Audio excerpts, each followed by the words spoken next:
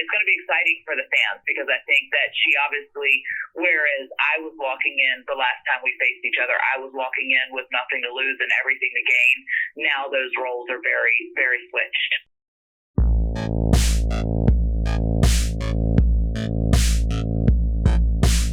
Joining me now on this exclusive Sportskeeda.com interview is a living legend, one of the greatest female performers of all time, and the current Impact Knockouts champion, Miss Mickie James. How are you doing today, Mickie? I'm so good. How you doing? Very good, very good. It's so great whenever I got to see you back in the saddle there, hardcore country back in the saddle there in Impact Wrestling. It seems like that's your natural home. Oh, thank you. It does actually feel like a natural home. Just being back into hardcore country. It's one of those things of, I guess, my first departure, I was able to go over to Impact and create and kind of redefine myself and become this version of Mickie James, this hardcore country version of myself. But I felt like it was the very true to the evolved version of me as a person. And so, I think to be able to come back and be her again, especially after everything, and then just where I'm at now, it's pretty awesome. And I'm sitting in the driver's seat or the rider's seat as it is, because it's hardcore country, rider. That relationship with the company goes back, almost 20 years. They sort of gave you your first big break when they were doing the Wednesday pay-per-views. What's always drawn you to Impact? Just about the opportunity and the chance to, it was always, for me, more freedom. And I think back to that first pay-per-view that I was a part of, honestly, I was so young and fresh and new. I was lucky to even get on the pay-per-view, honestly. But I was there, and I was probably 2 years into the business at that point, maybe 3. But then when I think back to, I was working with Ring of Honor as I kind of was getting better, and then that's where I met Raven and with CM Punk and Julio De Niro, and we became The Gathering, and I really started to grow and kind of learn from the people there even more. And they've given me opportunity after opportunity, I think, throughout my career and through the different stages of my career. Because, as you know, wrestling is such a small world. At the end of the day, it really is a small world. And I think for me as a woman to be in it this long and to not only be in it, but also to be, in the top, still, talked about between champions and all these things, it's pretty remarkable. And I wouldn't have, if you would have told me then, that this would be where I would be sitting at this moment, and I would have been like, wow, because women didn't have careers like that, when I first got in. The max they would be on television was probably 5 to 7 years tops, and that was it, And so I've been really blessed, and I'm very, I couldn't be more grateful in that sense. But I also love this crazy business, which, is a whole other conversation. Now, you kind of touched on something I wanted to kind of have you elaborate on. You were a part of that, really the change that took place in women's wrestling and what a lot of people have referred to as the Knockouts revolution, whether it was you or Gail Kim or Awesome Kong. You ladies were part of a group in Impact that really took women's wrestling from being about skin and sex to actual competition. Were you guys aware at the time how much you were kind of changing the landscape of ladies wrestling? No idea. And I'll have to say this because it's obviously it's a different story for me, because when I came in, I was catapulted into this amazing storyline where I was given time. And then I was, our WrestleMania match we had, it was one of the most talked about matches on the card because we had, so much time poured into that story, into the thing, and it wasn't really done that often for the women. So it was already a huge game changer for that scene. But then when I look back at what Gail and Kong were doing prior to me coming back to Impact, I think it was a huge, huge thing, because I think it started to filter more into that if you remember, it was the Divas era, and they were steering a little bit less away from the wrestling after Trish left, after Lita left, and that whole golden era of the Ivories and the Miss Jackies, all these things, Molly, they left. And it really was it started to morph into a different era. So I think a lot of people, even when Victoria, and had conversations with her. One of the reasons why she went to Impact was because of the opportunities the women were getting over there. Between what Gail and Kong were allowed to do, and she wanted to go over and have those types of matches because we'd spent the last couple of years, having lingerie pillow fights every now and then, or gravy bowl matches, or these, and you always want to make gold out of every opportunity you get. But sometimes in those situations, you're really making the most out of a kind of, you're there, you know what I mean? Because you're like, oh, okay, well, if I have this water gun fight, then I can have like a championship match hopefully down the line, and whereas the knockouts were doing it. They were doing right by the women for a long time, and they've always been ahead of the curve on that, which is really cool. It's really cool because I feel like they've always looked at the women as equals out there. And so when I first came over, and to be able, it was a big decision maker for me, especially that first time, and coming back to Impact, because that was, I think too, at that point, and that me now, this time, is very different than me when I left WWE the first time. I was so heartbroken at that moment. Like, I didn't even know if I wanted to wrestle. I was so devastated because I just lost my dream. I felt like I just lost my dream job, my identity, because I'd put all my eggs in, and everything that I'd worked for was to be a women's champion, a WWE women's champion, because that's what I was a fan of. That's what I grew up, doing. And I was just so heartbroken. And then it was really, between Dixie and Kurt Angle calling me and having these conversations with me that talked me into coming to Impact and really taking a look at the women's roster and what the girls were doing over there. And I was like, oh man, this is like a whole new opportunity, to do so much more stuff. And I did, and I was able to do that. Cage match terror, all these cool things that I hadn't challenged myself to do in so long. And so it was cool, And then fast forward now, coming back to Impact, this time it's very different because I think I'm sitting from a different seat, from my eyes, from the fans' eyes, from companies' perspectives too, because of my longevity and the, how much time I've put in and how long I've been doing it, and how much love I have for it, and for the growth of it, because I've always wanted us to be looked at as equals, and I never wanted it to be, oh, that was good for a girls' match, but no, that was just a good damn match, and now, perception-wise across the board, that's becoming more real conversation, and that's really cool to see, and to still be sitting in the seat with, You just brought up the word perception. You're a great interview because you transition into my next questions for me. I don't even have to do it myself. I think I just tend to ramble a whole lot. But no, you're just a pro. You're just a pro. You were talking about perception. The fans' perception of you is that you're very down to earth, just kind of a girl next door type lady. With all your success, how do you stay so grounded? My family and my faith, and I'm constantly humbled, first off, I think I didn't come from, I had to work really hard to get where it was, but I also didn't come from a rich family, or even, my mom worked 2 jobs, my dad worked all the time, and they worked really hard to give my brothers and my sisters a life that, and so I just learned hard work, and I've always remained humble, and my family has obviously helped keep me humble.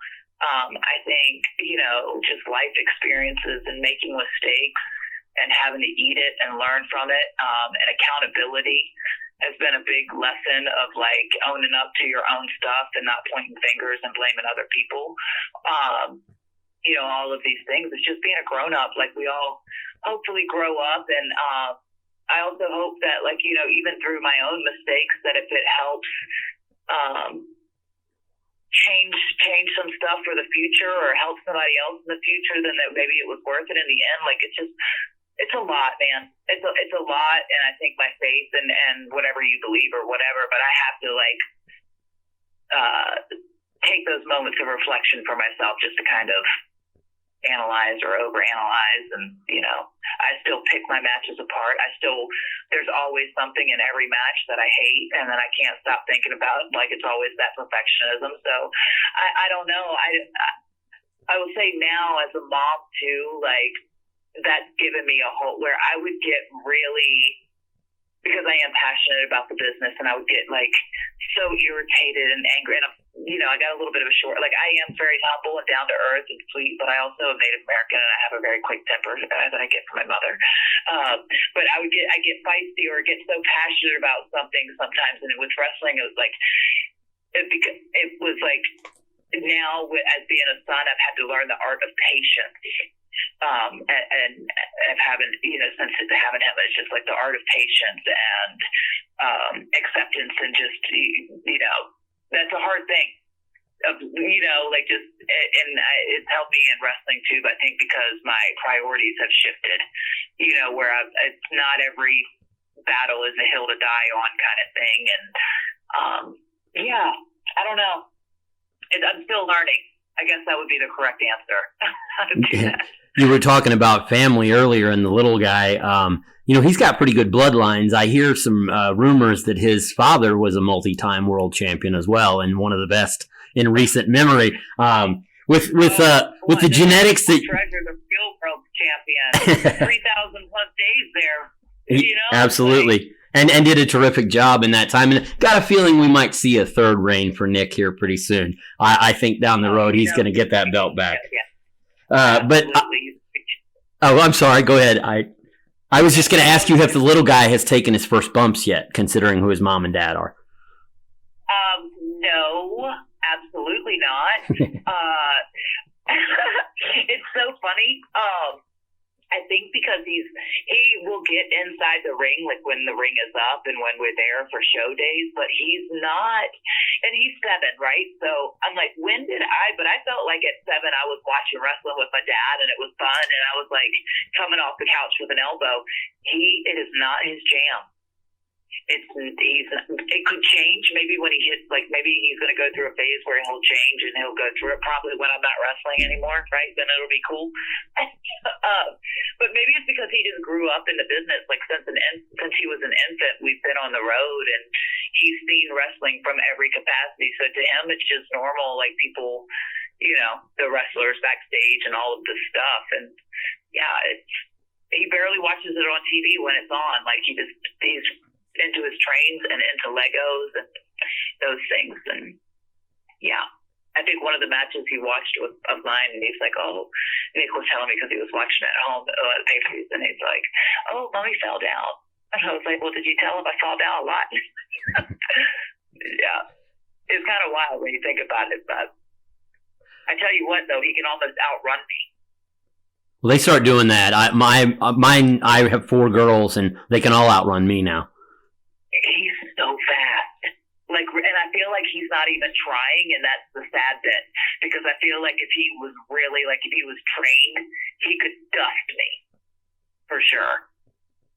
I guess we should reroute and get back into Impact Wrestling, since that's what we originally started to do. No, I veered off into the personal stuff. I do want to ask you one other thing, though, because you do have a lot of outside ventures.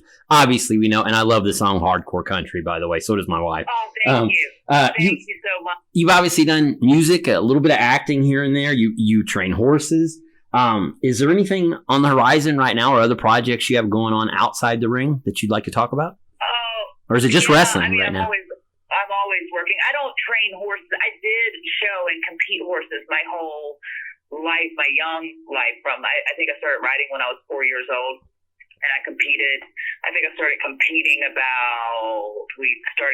competing like lower level about 8. I think it's when we started getting into showing and showed those horses. We showed my grandmother, she had a breeding farm for Morgans, and I still have the last 2 from her farm, the last 2 babies. But we competed, and I thought I was going to be a horse trainer. Now I ride mostly for pleasure, but I have been dabbling more back into stuff, being that I thought I would have a lot more time on my hands, but I really don't, which is wild. But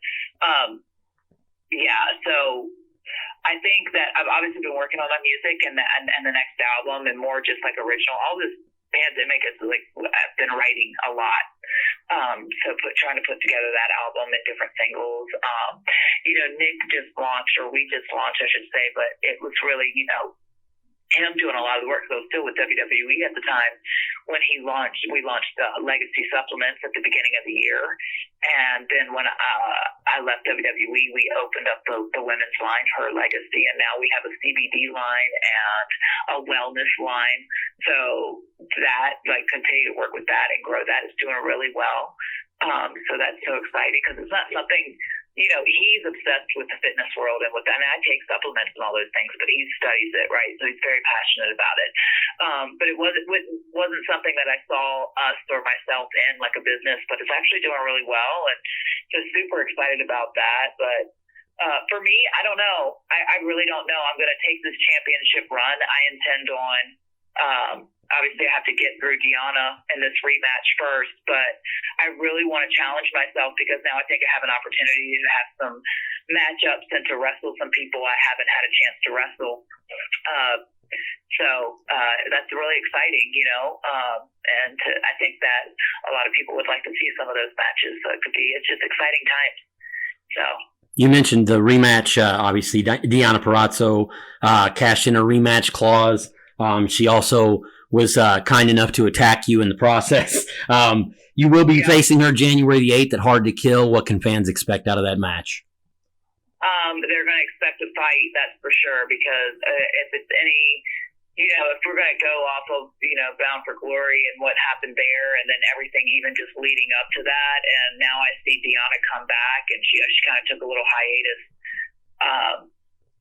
and to see her come back now is this, like, she's stripped down and she's kind of back to basics. She's lost the virtuosa kind of whole thing, presence about her.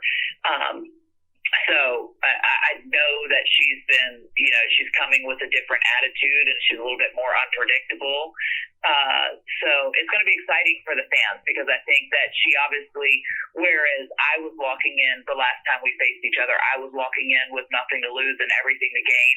Now those roles are very, very switched, and I think her being the champion for so long, she's lost a piece of her identity, and she's a little lost, and she's obviously willing to do anything to get it back. And I know that, about her, and I know that she's usually cold and calculated and very, like, technical about everything. But I think now she's got a bit of an edge to her, which is also very exciting.